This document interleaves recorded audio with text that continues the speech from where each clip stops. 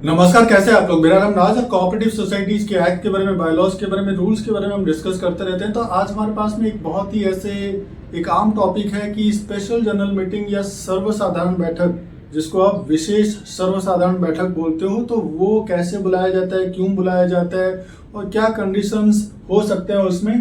तो आज का इसलिए टॉपिक है कि calling the special general meeting.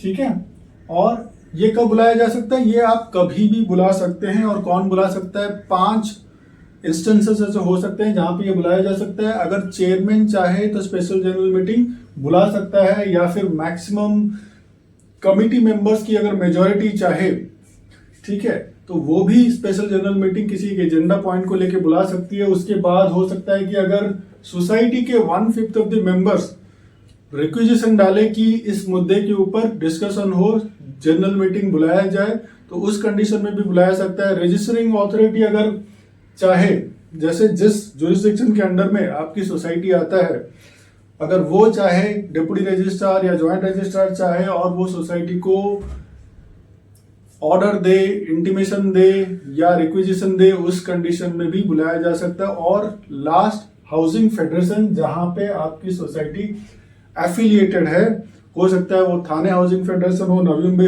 Housing federation हो, मुंबई हाउसिंग फेडरेशन हो, या वसई तालुका का हाउसिंग फेडरेशन हो, या और कोई हाउसिंग फेडरेशन जहां पे भी हो, जहां पे सोसाइटी एफिलिएटेड है, तो वो भी बुला सकता है। और ये आपको बुलाना पड़ेगा। एक बार अगर आपको ये रिक्वेजिशन मिल जाता है, जहां पे 1/5 ऑफ द मेंबर्स हैं, या रजिस्टरिंग अथॉरिटी है, या जहां पे फेडरेशन है, तो 30 दिन के अंदर आपको ये बुलाना ही है। ठीक है, ये कंपलसरी है। ये तीनों जब बुलाते हैं, ये तीनों जब इन्फॉर्म करते हैं या ऑर्डर देते हैं या रिक्वेजिशन आता है, तो आपको 30 डेज के अंदर बुलाना ही है। और एजेंडा क्या है, agenda as mentioned in the notice of the meeting, जिस पर्पस के लिए है सिर्फ वही डिस्कस करना है। वहां पे कोई with the permission of the chair या और कोई चीजों को उसके अंदर इंसर्ट नहीं कर देना है, तो वो इलीगल होगा। तो ये ध्यान में रखने की जरूरत है। No other business other than that has been mentioned in the notice for the general body meeting, special general body meeting.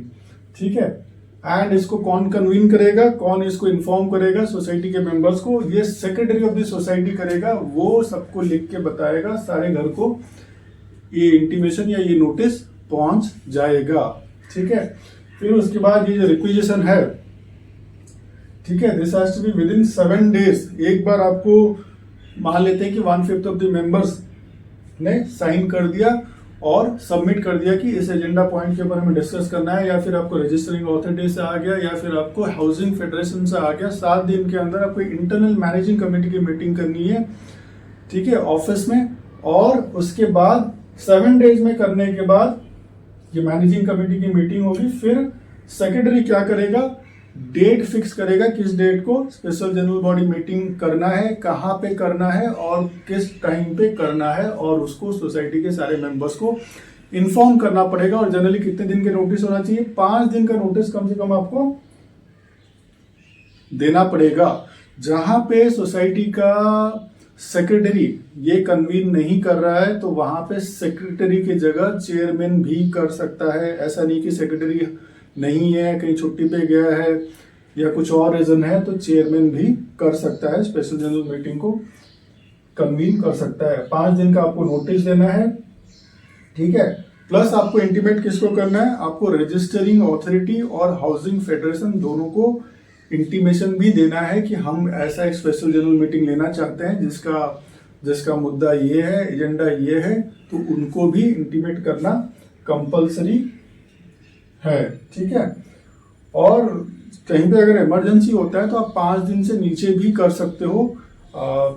In case of ज्यादा अगर जरूरत है, बहुत ज्यादा इमरजेंसी है, तो वहां पे भी कर सकते हो, मगर वहां पे उसके रीजन आपकी सोसाइटी को मेंबर्स को बताना पड़ेगा, और घर घर में आपको इंटीमेट भी प्रॉपरली ड्यू मैनर में आपको करना पड़ेगा।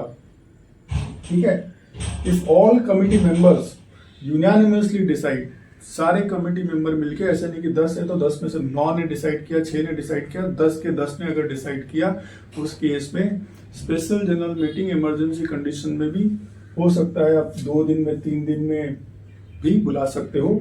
Generally decision to be communicated to the members within 2 days। एक बार अगर स्पेशल जनरल मीटिंग आपने बुलाया, वहाँ पे एजेंडा पॉइंट डिस्कशन हुआ, उसमें जो भी डिस्कशन हुआ 2 दिन के अंदर आपको वो सोसाइटी के सारे मेंबर्स को बता देना है। तो ये आज हमने सर्वसाधारण बैठक, जो आप स्पेशल जनरल मीटिंग है, ठीक है, विशेष सर्वसाधारण बैठक के बारे में जाना। तो आगे भी ऐसी चीज़ों को जानने के लिए आप जुड़े रहिए। आप सबका बहुत सारा धन्यवाद।